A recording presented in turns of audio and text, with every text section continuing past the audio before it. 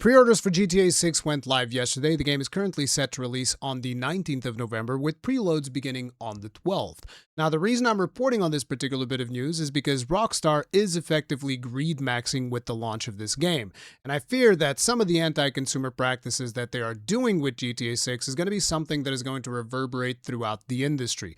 Because if there's one thing we know, is that whenever a publisher gets away with doing some anti-consumer nonsense that increases their profit margin, that is going to be something that all the other publishers are going to be paying a lot of attention to see whether or not they get away with it. And if they do get away with it, you better believe that a lot of the other publishers are going to follow suit and implement those things into their own games. So some of the topics that we're going to be talking about today in regards to GTA 6 is just going to be something that will become standard for future AAA releases of this size and magnitude, and potentially even for AAA releases that are not of this size and magnitude, because that's just the way it goes with this industry. But before we even get into the nitty-gritty of the game, we should talk a little bit about the physical edition of Grand Theft Auto 6, which for all intents and purposes is actually not a physical edition. You see in the paragraph where they talk about when you can preload and doing all of that stuff, they talk about the physical edition and they say the physical edition of Grand Theft Auto 6 containing a download code inside the box will be available starting November 12th to support preloading. So for all intents and purposes, there is no disc inside the box, and this box is nothing more than a paperweight. So there is no reason to buy the physical version of Grand Theft Auto 6, because if you want a pretty box to put in your shelf, you can just buy a blank box and you can print out the cover art, and then you can put the box in your shelf, and it has about as much value as this. And then you can just buy the digital version. You don't even have to go to the store. Now, I understand why they're doing this, because they know that this is a highly desirable game and that there's going to be a lot of parents and grandparents that will want to purchase this game for their children or grandchildren so that they can play it, and it's just easier to do it that way rather than have them like do a PlayStation gift card or an Xbox gift card and all of that stuff. That's the main reason why this box exists. It is not for collectors or anything like that. Now, there is a rumor going around that supposedly there will be a disc version in December, but this is strictly a rumor. There's been no official confirmation, so I wouldn't really expect that. Not to mention, it's going to make it a hell of a mess for people to figure out whether or not the version that they're buying at the store has a disc or doesn't have a disc. And I know that most of the people watching this channel or even watching this specific video are going to be like, but we're enthusiasts. We can look at the box and we can tell whether or not it has a disc. Yes. Guess what? More than 80% of the people that actually consume video games are likely not enthusiasts on the same level as the people watching this video. And for those people, it's going to be a mess figuring out whether or not it actually has the disc in there. But regardless of that, at the end of the day, what's going to happen is they're going to make a whole lot of money, and they just saved a bunch of money by not printing discs. And I know that people want to claim, oh, but it's because of leaks and yada, yada, yada. And it's like, listen, you don't have to carry water for corporations, okay? You really don't. You don't have to justify anti-consumer practices just because you're excited to play the game. Play the game. Play the game. Enjoy it to the best of your ability. But just get out of the way when people are actually trying to change things for the better. That would be something that I would say, but, you know, people are going to feel whatever way they're going to feel about that.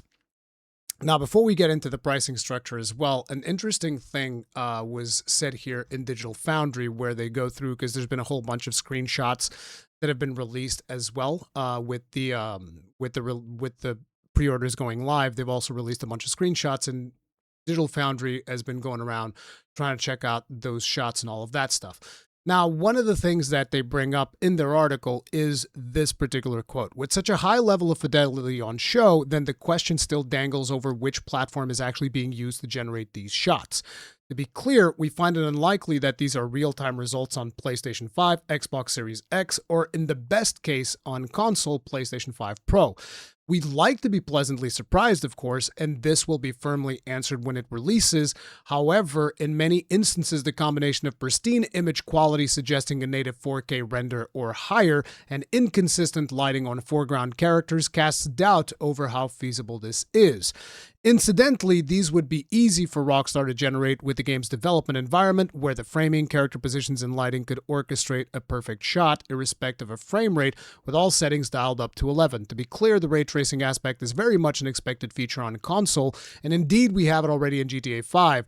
But as for what's possible on base PlayStation 5 Pro and Series X, time will tell how close real-time console visuals actually end up to these images. So a lot of the images that you are seeing here, these are things that are likely not going to look this way when you get into the game. And this is not something that I care that much about, but I just figured since we're talking about GTA 6, let's talk about all of the things that we noticed yesterday. So I figured I'd bring it up.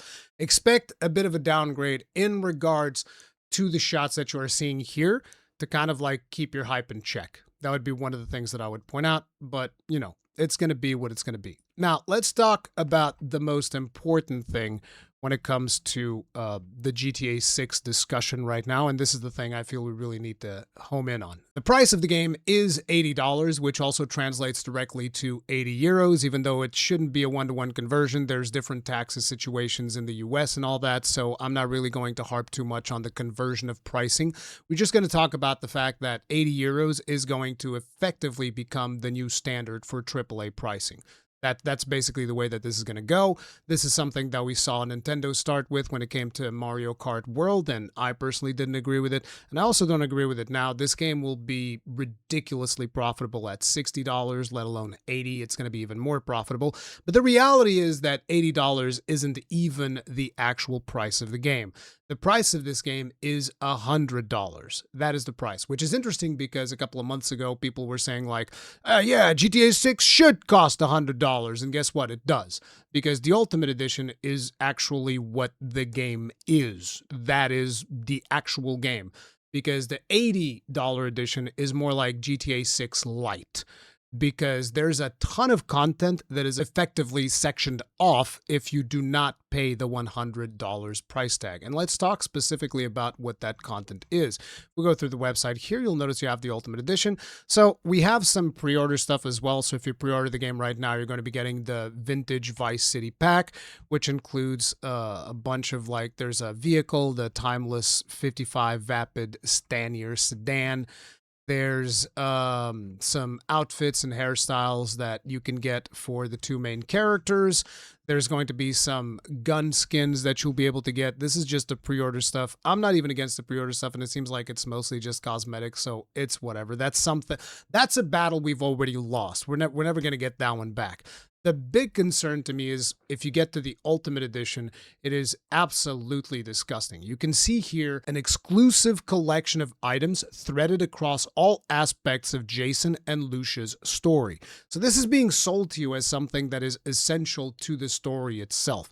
Even in their pre-order thing, they talk about that. You get at midnight local time with June 25th, including the Grand Theft Auto 6 Ultimate Edition, which amplifies the deepest and most immersive GTA experience yet, with an exclusive collection of premium vehicles, weapons, apparel, and action threaded across all aspects of Jason and Lucia's story. I love the use of keywords like exclusive collection, premium vehicles, weapons. It's like it's exclusive, it's premium, it's something that you should be happy to pay for. It's not just a video game, it's more than that. It's an experience. So let's see what all of these things are. So Ultimate Edition.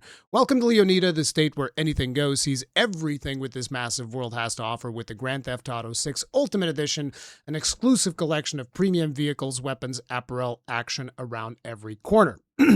Ultimate Edition bonuses are threaded across all aspects of Jason and Lucia's story, with new items being uncovered behind every chapter. So this is something that is integrally connected to the game itself.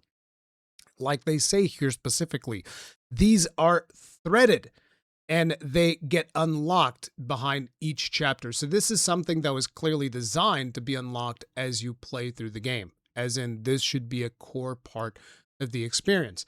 And then they stripped it out and decided to charge you extra for it because the actual price of the game is $100. That's just the way that it goes. So here's a vehicle, the Grotti Cheetah. Then there's the Hawk and Little Morgan revolvers, which clearly this one has a scope. Most likely it's going to have gameplay implications, so it will affect gameplay. Whether or not you'll be able to get guns as good as this by just paying the $80 version of the game remains in the unknown. We don't know if that is going to be a thing. Maybe you will, maybe you won't. Maybe these guns will have specific stats that you can't get anywhere else. But I know that a lot of people are going to defend this, and feel free to defend it. I would just like to remind you that you do not have to defend anti-consumer practices to enjoy a video game you're excited to play. You can just play the video game. Hell, you can even buy the Ultimate Edition if you want to. And you don't have to defend the anti-consumer business practice. I would just like to remind people of that because I know that a lot of people, they transform these games into their personality and then they can't deal when somebody's criticizing something that the company is doing that is not right. But, it is what it is. Talk about his and her version of powerful revolvers. There's the revolvers, there's the personalized variants. These are likely just skins. Don't really care that much about it, but there are a ton of cosmetics behind this stuff, maybe more than what I would expect. So Vice City style. So these are exclusive cosmetics that you get for getting the Ultimate Edition. Jason's Safe House vehicles. So there are 2 new vehicles. I don't know if the stats of these are going to be exclusive as well. Like maybe one moves a little bit faster, has better handling, something like that. But it is a motorcycle and a kayak. Then there's the mod kit for the Ganado retro build. So inject some muscle and classic stylings into Jason's well-worn Vapid Ganado low-riding pickup with exclusive mods. Exclusive mods, which I would assume will change the performance of the vehicle, especially when you say stuff like inject some muscle, as in muscle cars, more potent engine, maybe. I don't know. Car goes faster. Car has better acceleration, better handling. Don't know. I don't play that many GTA games to begin with, but a lot of this stuff seems to me like it will have gameplay implications. Mod Shop, Ride Out Customs transform vanilla vehicles into magnificent works of art with detailed interiors, exquisite rims, and donk stylings, only open for business with the Ultimate Edition. So this is just straight up a mod shop for your car that is locked off. So if you don't buy the Ultimate Edition, you can't get to this shop. And another thing that I'm wondering is, how's it going to work when somebody with the $80 version of the game goes near this shop? Do you just get a prompt to go to the store and buy the Ultimate Edition? Will it tell you like, hey, you should pick up this upgrade like from the game? It will actually like take you to, completely breaking the immersion. Probably it's going to be something, but I know that a lot of people don't value immersion, so it's like whatever. Then you have some more, a special salon, so a hair salon. So again, only open for business with the Ultimate Edition. So straight up character customization that is only available if you get the Ultimate Edition. The Watercraft Shih Tzu Squallow. So this is again one of those things that I'm left wondering.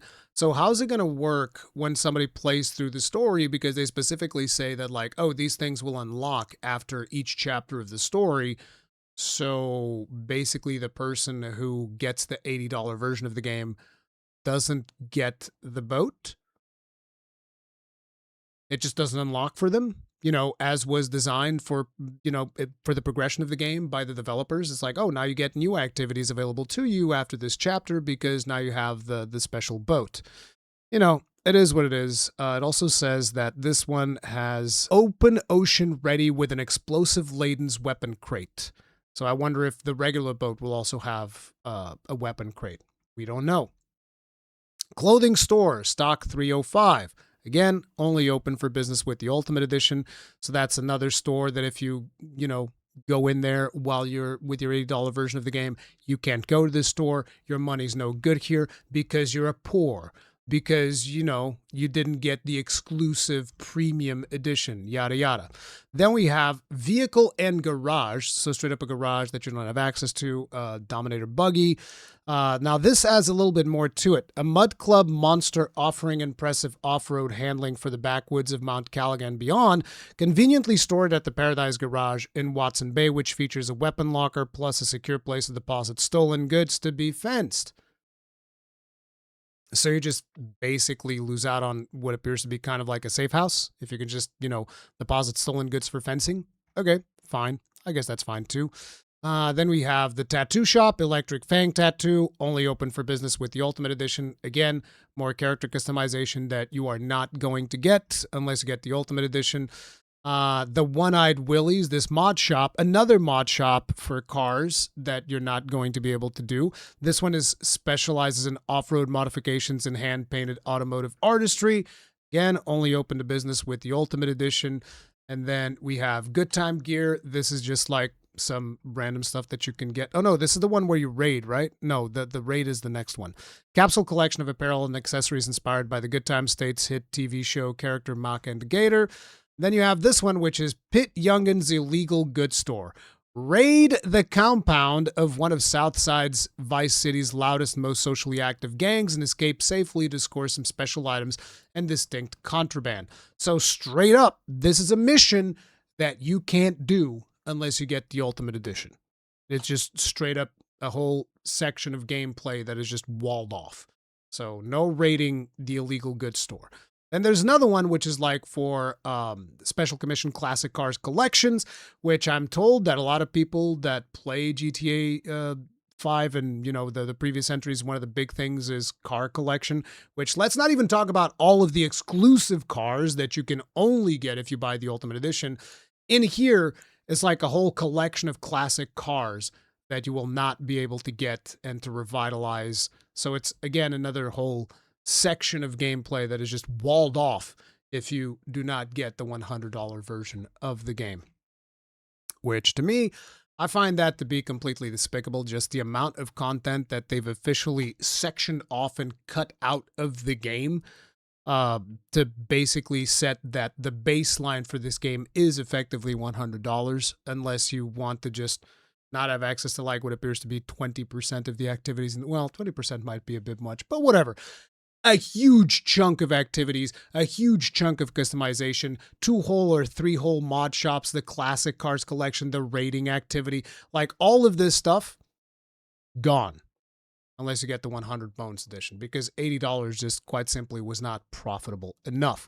Now, another thing that's been told is that this is a single-player experience, so probably GTA Online is not going to be coming on launch. Most likely that will come in the months afterwards or a couple of weeks afterwards, which is the way that it was with Grand Theft Auto 5. But to finalize that, an interesting thing that I've noticed is that if you buy Grand Theft Auto 6, even the basic version, I think that this is for the pre-order stuff. And so if you pre-order it, you get 1 month of GTA Plus, which I think is for GTA Online.